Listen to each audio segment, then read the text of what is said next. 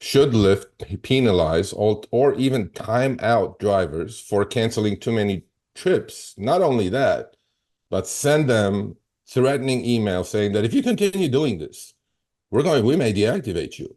As an independent contractor, that's hocus pocus to me. I've actually been the target of that about a year and a half ago. In fact, I even wrote an article, and it was probably one of our most popular articles that I ended up going to cancellation rehab school, Harry. and and not only that, I was forced to watch videos for about 30 minutes why canceling is not good for the community.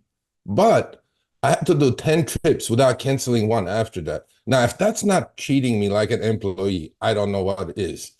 And Well, let in me this ask case, you this. Let me yeah, but ask you hold on. In this. this All right, case, you're we gonna have a read his. Utah driver. This is not All about right. me. We have a Utah driver who sent me an email and we put it on Show Me the Money Club. Mm-hmm. And he canceled, according to Lyft, way too many times. And Lyft surely sent him the threatening email and on a clock, put him on a timeout for 30 minutes.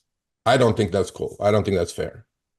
All right. So, I mean, we'll put the screenshot on the screen, but he says, I've got 300 rides, 5-star rating. So, not a ton of rides, only 300. So, he's newer. Mhm. Cancellation rate is 6%, seems reasonable. He's also done 1,800 rides with Uber in the past year, but I guess 300 on Lyft. And he says it was snowing, took 4 times as long to get anywhere. He canceled 1 or 2 rides for safety reasons because of the conditions on the road. Seems reasonable so far.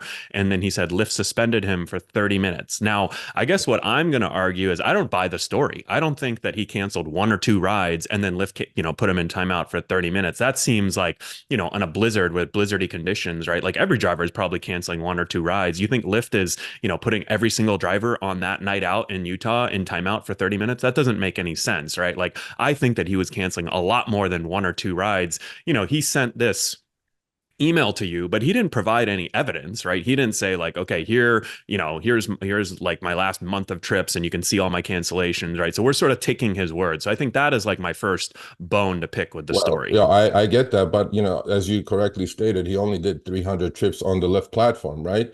To get to a five, okay, by the way, Harry, the threshold on the Lyft app is if you do go over 5%, you will automatically get this email, automatically. Hmm. And it doesn't even matter why you're canceling, which according to their terms of service, you can cancel and that will not count towards your cancellation rate for many reasons, such as unaccompanied minor, such as child without a car seat, such as I don't feel safe, which was my case because I Right. was But how dealing with many a, drivers do you think abuse that? Right. So I think right, if I I'm don't a know. driver and well, I mean, that there's bad drivers out there, right? So that's sort of to Yeah, me, there it's is. like, I bet this is a situation where, like, that's sort of why I'm always like, the bad drivers kind of ruin it for the good drivers, right? Because Okay. I guarantee, have you ever called an Uber or Lyft ride? Driver isn't coming to you. You have to cancel, right? Then Lyft charges you a $3 or $5 or $7 cancellation fee. And for passengers, Lyft's cancellation fees are actually very aggressive. If you ever cancel as a passenger on It's Lyft, six and they a will half not dollars. refund it. They will not give you that money back. With Uber, you can just kind of contest it and they'll give you the money back or credit. But Lyfts are much more aggressive. So I think that, there's definitely some drivers who are abusing that Yeah. system, right? And so I think if you're a good driver, right, you kind of have to understand, right? Like Lyft is not going to go out and like they don't want to put drivers in timeouts. They don't want to deactivate drivers for cancellations, right? So what they're looking at is, okay, the baseline cancellation rate in any day, in any week, in any month, let's say it's 5%, right? So drivers Mhm. who are going over 5%, maybe that's 5 or 10% of drivers, they're going to put you in timeout. They might deactivate you for that, right? Because it's a pretty shitty experience for the customer. You call a ride to go to the airport, driver's on the way, he cancels, you don't see it until five, Yeah, ten but minutes but later, no, then you have to recall a I, ride, right? So it's like in that this is not scenario, the I'd be case. fucking pissed. I get that. I get the consumer point of the view, but I don't think this is the case, right? So I understand there are bad apples. I understand they play games. They go, to the corner, wait for the, passenger for a couple of minutes, cancel to collect the cancellation fee. Those people definitely do ruin it for the rest of the drivers. But in this gentleman's case, he's going like, I can't get to the passenger. It's snowing out here, right? Okay. And his point was not that he's canceling right and left. It was that if I can't get to the passenger, this happens quite a bit in events. This happened quite a bit, Yep. in stadium pickups, a lot of Yep. times, right? And sometimes it's just not worth for me to do it, and the only thing I can do is cancel. However, when I do choose one of these points, by the way, I was, and this gentleman was acting exactly what the terms of service asks a driver to do. That's why we have the choices, why we're canceling, right? And I don't know how many times I've spoken to drivers that they have canceled for unaccompanied minor, or they have canceled for a child without a car seat, Yep. or they're not feeling safe, which are all good points, by the way. And that still counts towards the cancellation rate. And on the back end of these companies, right, they want to have.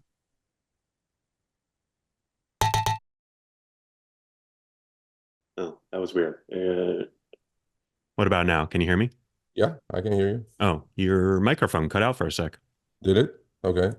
But we'll take that out. All right. Start So that rant. Start that rant one more time. okay. So I cannot stand these TNCs. TNCs Hmm. meaning Uber and Lyft specifically, Yep. having the cake and eating it too. I am canceling according to your own terms of service. I should not be penalized, get nasty emails, or even put timeout. If I click one of those choices, I don't Hmm. feel safe. Look, I had a crackhead that was cussing me out. You think I'm going to let that idiot get in my car? Before she got in my car, she was cussing me out. I'm like, nope, cancel. And that puts me over 6%. In this gentleman's case, he's in a blizzard. He can't get to it.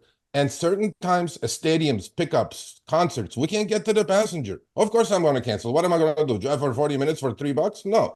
So all I'm saying is these companies need to treat their drivers a little bit differently when we do cancel according to their rules. We're playing by Right. the But what rules. I'm saying is that Uber and Lyft build that into the system, right? There's a 5% cancellation threshold Broken for a system. reason, right? Like you think, how many blizzards have there been in the past 10 years on Lyft and Uber?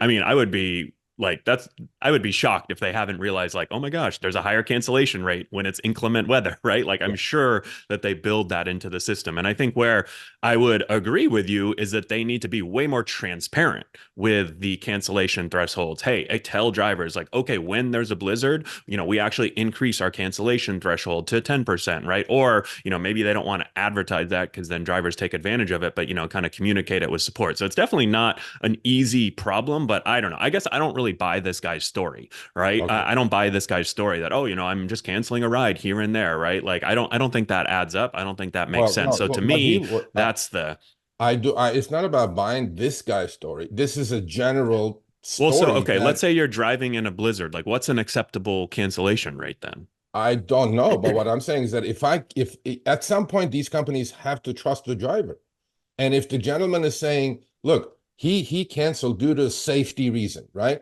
Under safety, Lyft systems are probably looking at it and okay, they're dealing with an unruly passenger, they're in a bad part of town, something has Right. And happened. they allow you to do that. They just don't allow you to do that on 100 out of 100 rides, right? If Oh, you got absolutely. 100 But rides and canceled 100, would that be okay with you?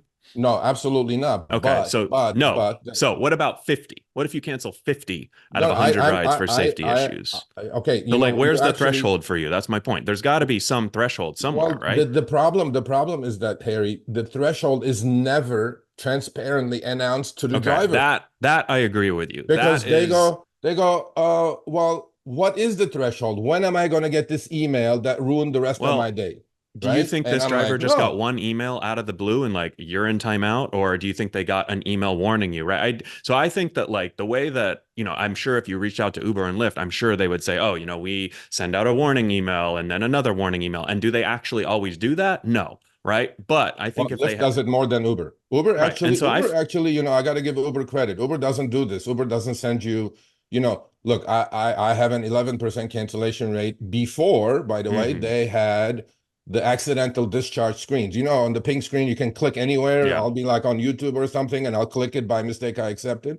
Lyft never had that because they had the accept screen on the bottom, and Uber went with that. Uber, I have never received any emails from Uber saying that, oh, by the way, we could deactivate you if, and you know what they do, Harry, that Really, pisses me off the I most? think the warning emails are helpful. I mean, I Oh, want to be I warned get because it, if but you're look a at the driver wording. and you understand that, hey, I'm starting to be warned for Lyft. Like, I don't know. I guess like, okay, so there's definitely some blame for Lyft in this situation, right? But if I'm a savvy driver, like Yeah, I'm not gonna blame Lyft for this, right? It's like this is a me problem, right? Hey, there's another company called Uber. Maybe on a blizzard, you should drive for both Lyft and Uber, right? So I that if have you that. are I having to get that, cancel but rides, that's not right? the issue here. That's not the issue. The issue here is this: when the email shows up in your box, right after you hit the 5% threshold, which is not announced anywhere on their app, but it is 5% because it's in your app as well. But that's not the issue. The issue is here, this.